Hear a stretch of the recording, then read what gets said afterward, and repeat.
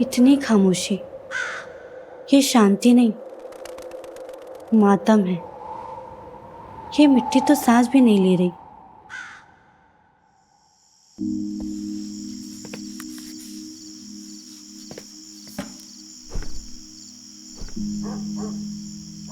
मैंने तुमको पहले ही कहा नामिका, वो जो खेत पिताजी ने दिए हैं वो खेत नहीं रहा। पुराने पट्टेदारों ने लालच के चक्कर में उसको पूरा मार डाला है। मार डाला है?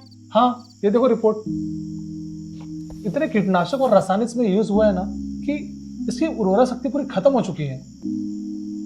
घास का एक तिनका भी नुक सकता है इसमें। मुझे लगता है ना कि हमें इसे बेच देना चाहिए या फिर भूल जाना चाहिए।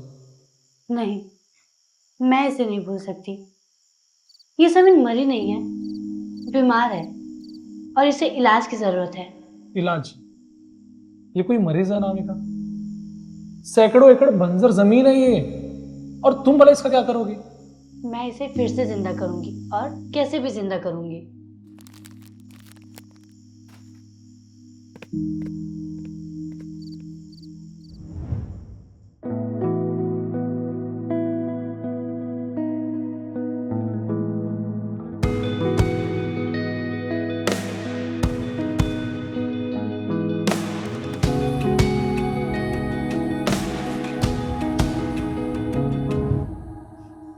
देखो, हमारे पास दो चुनौतियां हैं। पहला, जमीन में भरा जहर, और दूसरा, पोल्ट्री का साथ में होना और उससे होने वाले पेस्ट से दिक्कतें। अगर हम इसे ठीक करना चाहते हैं तो उसके लिए अगर हम जैविक खाद जैसे मुर्गी पालन की खाद का उपयोग करते हैं तो वो हानिकारक कीड़ों को अपनी तरफ आकर्षित करेगा। फिर तो ये दोहरी मुसीबत है। नहीं, ये अवसर है। मैं इसे पुरानी कृषि पद्धति से अलग करना चाहती हूँ। मैं चाहती हूँ कि मैं अगले 1 साल तक कोई भी खेती ना करूँ। 1 साल? पागल हो गए तुम? 1 साल इतनी बड़ी जमीन को खाली रखना मतलब समझती हो? अरे लोग क्या सोचेंगे? अरे वो छोड़ो, पिताजी को क्या बोलूंगा मैं? लोग क्या कहेंगे उससे ज्यादा जरूरी है कि उस जमीन को क्या चाहिए। उसे आराम चाहिए, 1 साल का डिटॉक्स। डिटॉक्स मतलब? मैं उसे बिना जुताई बिना बुआई के 1 साल तक मुर्गी पालन के खाद की जैविक खाद को डालती रहूंगी। लेकिन क्या? लेकिन मुझे एक ऐसे भरोसेमंद साथी की जरूरत है, एक ऐसी तकनीक जो खाद को मिट्टी के गहरे परतों में पहुंचा सके बिना मिट्टी को पलटे। मतलब एक ऐसी ट्रैक्टर कंपनी जो साधारण रोटावेटर मतलब मिट्टी को पलटने के साथ साथ उसके अंदर तक खुदाई कुड़ाई और गड्ढे कर सके। इससे मिट्टी बेहतर होगी और साथ ही ऐसी ट्रैक्टर कंपनी को स्प्रे मिल सके और लेबर भी बचा सके। मुझे लगता है महिंद्रा से बेहतर और कोई नहीं हो सकता। हम महिंद्रा को ही अपना साथी बनाएंगे। मुझे पता था अब जरूर समझोगे। तो क्या हम तैयार हैं 1 साल के तब के लिए? थोड़ा मुश्किल है नामिका, लेकिन अगर तुम्हें भरोसा है तो मैं तुम्हारे साथ हूं।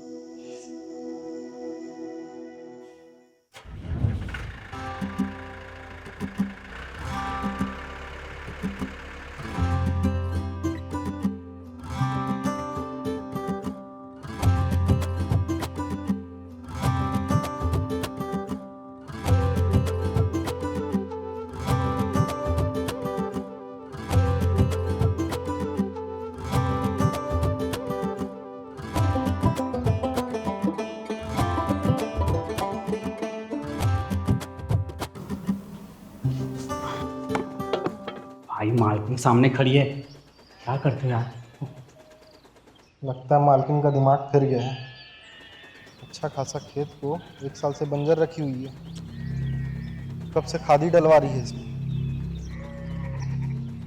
पता नहीं क्या हो गया इनको। अरे भाई शहर वाले लोग हैं, शहर वाले लोग भी अजीब होते हैं, कुछ भी करने लग जाते हैं। होशियार समझते हैं अपने आप से। तो ना क्या करें।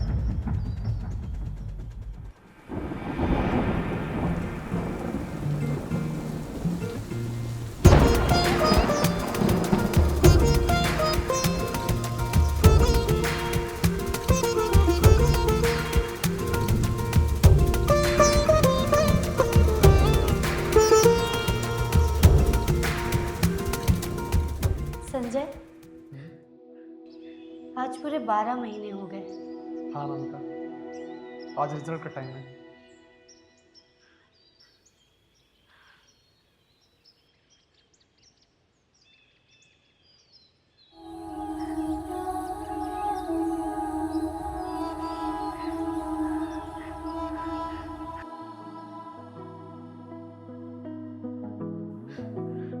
ये देखो संजय, ये जी उठी। इसका रंग देखो, काला सोना। विश्वास नहीं होता, मैंने कभी सोचा भी था कि ऐसा हो सकता है। अनामिका, तुमने कर दिखाया, मिट्टी वाकई बदल गई। अब समय है परीक्षा का।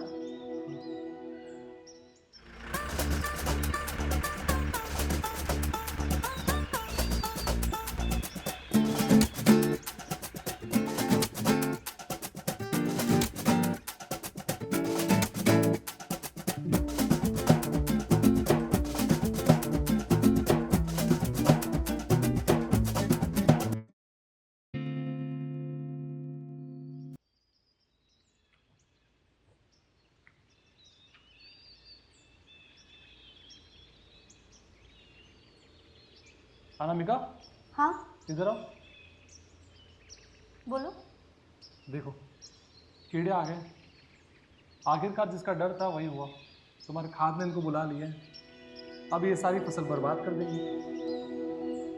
मुझे लगता है हमें इसमें ना जल्दी से जल्दी इसमें कीटनाशक डालना पड़ेगा। नहीं संजय, इन्हें ध्यान से देखो, मेरी यही तो प्लानिंग थी। मैंने इन्हें मारा नहीं, बस इनकी आदत बदल दी। हमने जो 12 महीने इसमें खाद डाले, ये अब इसके आदी हो चुके हैं। ये हमारे दुश्मन नहीं, मिट्टी के इकोसिस्टम का भी एक हिस्सा है। ये अब पौधों को कोई नुकसान नहीं पहुंचाएंगे। क्या बात है, मानना पड़ेगा। साइंस और पेशेंस का ऐसा तालमेल मैंने पहली बार देखा है। Good good good.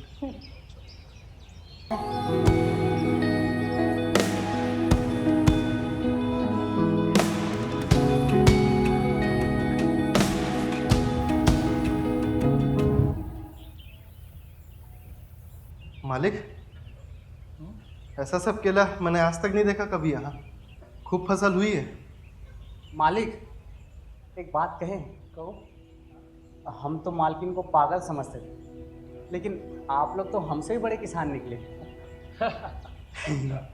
ठीक है, चलो चलो चलो। हाँ जी मालिक।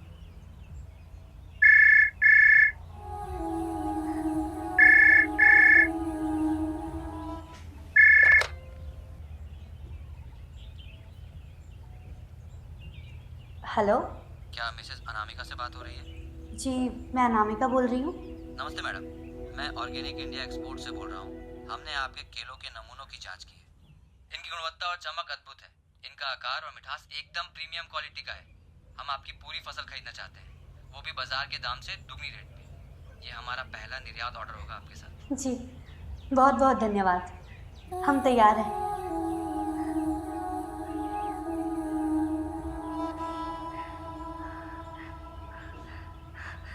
क्या बात है, बड़ी खुश लग रही है। फाइनली हमें वो कॉन्ट्रैक्ट मिल गया। अरे ये तो अच्छी बात है। फिर तो हम दोनों मिलकर और भी केले की खेती करेंगे।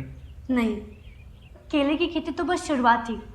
अब बारी है फसल बदलने का, क्योंकि बार बार एक ही फसल करने से जमीन के अंदर के पोषक तत्व खत्म हो जाते हैं। इसीलिए अब हम हल्दी की खेती करेंगे, जिसके लिए थोड़ा सा पानी और थोड़ा सा खाद का ज़रूरत है।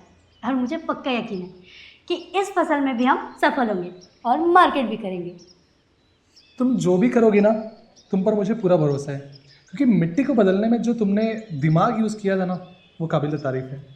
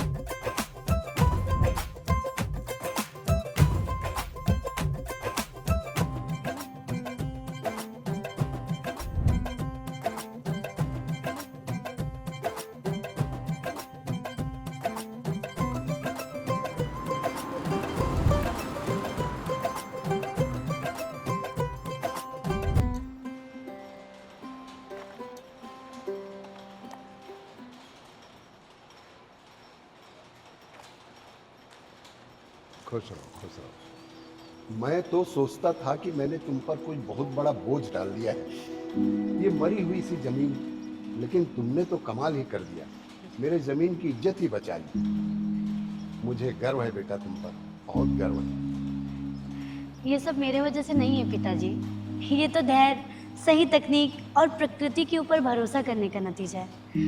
ज़मीन कभी खराब नहीं होती, बस वो हमसे कभी कभी थोड़ा सा समय और थोड़ा सा प्यार मांगती है। चलिए पिताजी, फार्म घूमते हैं।